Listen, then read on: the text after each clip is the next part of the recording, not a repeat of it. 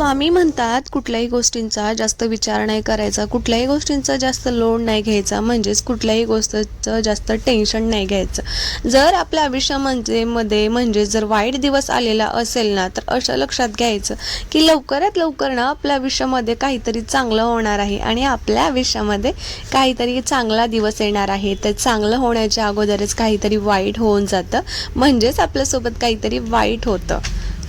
तर लवकरच चांगला दिवस येणार आहे हेच आपल्या माइंडमध्ये सेट करून घ्यायचं. श्री स्वामी समर्थ.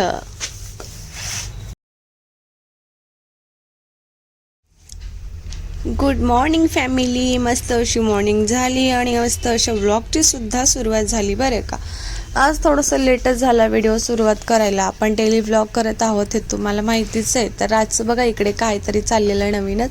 तर त्याला मी ना इकडे एक चम्मच आणायला सांगितलं होतं आणि तो चम्मच त्याला काय रॅकवरून घेता येत नव्हतं. तर त्यानं काहीतरी माइंड लावलेलं तिथं. म्हणलं मम्मा चम्मच वरती आहे, मी कसं आणू? मी म्हणलं मग कसंही कर, मला माहिती नाही आहे, पण तू या ठिकाणीच घेऊन ये, मी घ्यायला येणार नाही आहे. तर त्यानं जे छोटीवाली त्याची चेअर होती ना ते घेतलेला आणि जाऊन ते चम्मच घेतलेला आणि तेव्हा बोलतोय मम्मा माझ्या डोक्यात खूप सारे आयडिया आहेत, आता मी तसं माझ्या आयडिया लावून माझं काम करतो म्हणे. तर मस्त अशी पुरणपोळीची आमटी बनवत होत ना, म्हणजेच तुम्ही त्याला कढी म्हणत असाल. आता वेगवेगळ्या भागामध्ये वेगवेगळं त्याला नाव दिलं जातं.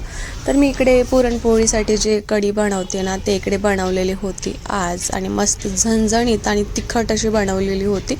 याची रेसिपीसुद्धा मी तुमच्यासोबत शेअर करणार आहे. तर त्यानंतर आज नाश्ता करायचा मूड होता आणि तेही बाहेरचं काहीतरी खावं असं वाटत होतं. तर इकडे आमच्याकडे ना खूप स्पेशल असं एका ठिकाणी इडली डोसा वगैरे आहे, म्हणजेच साऊथ इंडियन डिश तिथं खूप छान अशा भेटतात, ते मी ऐकलेलं होतं. आणि एक वेळेस मी तिथे नाश्ता करायला सुद्धा गेलेली, तेव्हाही मला आवडलेलं. आणि आज रातचं सुद्धा मॉर्निंगला उठल्या चालू झालेलं, मम्मा मला तिथले इडली खायची वगैरे किंवा जे काही खायचं ते त्यांना सांगत होता. मलाही ते खायचं होतं. मग काय मस्त असं दोघांसाठी ऑर्डर केलं. आता आम्ही इकडे करतोय नाश्ता. तर डोसा वगैरे असं काही मला जास्त आवडत नाही, माझा ही इडलीच फेवरेट आहे आणि घरीही जास्त करून मी इडलीच बनवत असते. डोसा किंवा उत्तप्पा यासारख्या गोष्टी मी पण नाही करत.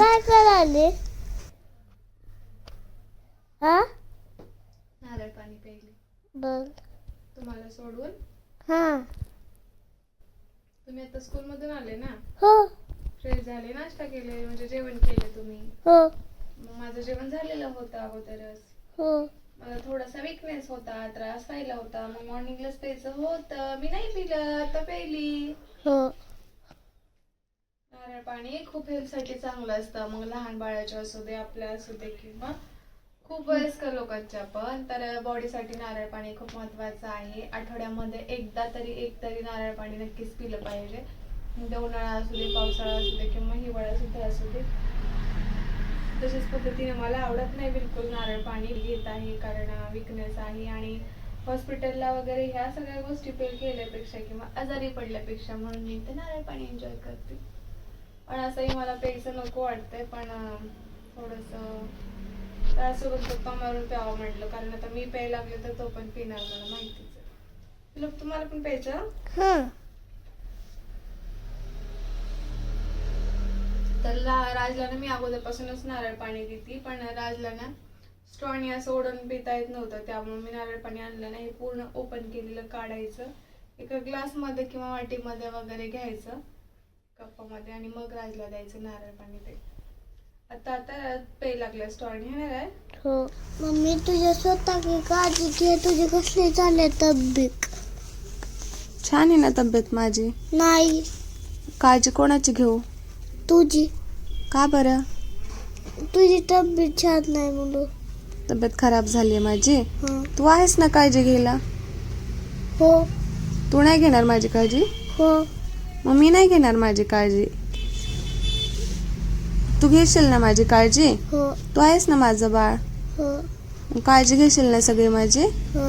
इथे मला काय झालं होतं? कुठं? हा झालं होतं. तर मी लक्ष नाही दिलं होतं, तर राज म्हणत होता मम्मा तुझं स्वतःकडे थोडं पण लक्ष नाहीये, स्वतःकडे थोडी पण काळजी देत नाहीये, ती सगळी कामामध्ये काळजी द्यायला लागले, माझ्याकडे काळजी द्यायला लागली आणि असं म्हणतोय माझ्या स्कूलमुळे ना तुझी धावपळ व्हायला लागले, तू स्वतःकडे लक्ष देत नाहीयेस, प्लीज लक्ष दे मम्मा बोलला. मी तिथे बसलेली होती तेव्हा तो काय करत होता इकडे बघा. मम्मा असं वेळासारखं लावू नको, तू माझी मम्मा आहे. असंच राहणार आहे मी वेड्यासारखं. नाही. काळजी घ्यायची मी. हो. ओके ठीक आहे. राजने मला पनिशमेंट दिली आता व्यवस्थित. तर खूप सारी काळजी घेऊन झालं, खूप सारं प्रेमसुद्धा लुतू घालून झालं आणि खूप सारे माझे जे कामं होतं ना घरातले ते सुद्धा करून झाले बरं का. आता इकडे माझं आजचं वर्क होतं ते मला कंप्लीट करायचं होतं, कारण ती वर्क मला संध्याकाळपर्यंतच कंप्लीट करून द्यायचं होतं. आणि आता इकडे होत आलेली होती पूर्ण संध्याकाळ, तरी मी काही माझं काम हाती घेतलेलं नव्हतं. तरी म्हणलं पटकन कंप्लीट करावं, कारण जो टायमिंग आपल्याला दिला आहे ना तो टायमिंग आता संपत चाललेला आहे. कुठल्याही गोष्टी टाईममध्ये केल्या तर त्या टाईमला पण किंमत आणि इज्जत दिल्यासारखं होतं ना, त्यासाठीच म्हटलं याच टाईममध्ये आपल्याला टाईम दिलेला आहे तर त्याच टायमिंगला आपण खूप छान असं किंमत देऊन त्याचं आणखीन जास्त किंमत वाढवूया. तर मस्तच इकडे आता मी ब्लाऊज कट करून घेणार आहे आणि जे काही कसं करणार आहे ते तुम्हाला सांगेल मी, पण कंप्लीट करून घ्यायचं आहे मला. चला कट करून लगेच कंप्लीट करून घेऊयात. तर ते सगळं मी इकडे कंप्लीट करत घेत आली. तर मग आता राज निघालेला होता इकडे बाहेर. तर बघा राज इकडे कुठे जातो. तर इव्हनिंगच्या आधीच मी पूर्णपणे ते काम कंप्लीट करून घेतलं. आता इव्हनिंग होत आलेली होती तर राज बाहेर गेला आणि नंतर राज बाहेरून जाऊन आल्यानंतर त्याचा इतका अभ्यास राहिलेला होता ना, खूप अनकम्प्लीट अभ्यास राहिलेला होता. तर सगळा काही इकडे ना अभ्यास आता इकडे कंप्लीट करून घ्यायचा होता. तर राजला ना मस्त असे टी शर्ट्स आणि पॅन्ट वगैरे आणलेल्या होत्या नवीन बाहेरून येत्या वेळेस. तर तो मला दाखवत होता, कारण मी गेलेली नव्हती त्याच्यासोबत, तेव्हा तो जो काही घेऊन येतो ना तो मला आल्यानंतर दाखवतो. पण मी त्याच्यावरती चिडलेली होती, कारण तुझं कंप्लीट करायचा अभ्यास राहिलेला आहे ना ते कंप्लीट कर, त्यानंतरच मला जे काही दाखवायचं ते दाखव, किंवा त्यानंतरच मला काय ते बोलायचं ते बोल. त्या अगोदर मला तू काहीच बोलायचं नाही आहे. तर तो काढत होता पॅकिंग जे केलेली आहे, मग तो साईडला ठेवून दिला. मी म्हणलं अभ्यास कंप्लीट केल्यानंतरच मला बाकीच्या गोष्टी सांगायच्या. राज काय करायलास? काय आणले तुम्हाला नवीन नवीन आज? ड्रेस आणले आहेत, टी शर्ट आणि खाली हे आहेत का सेट आहे ते पूर्ण. आणि इकडे काय आणले? किती आणले बुक? 3. वाव,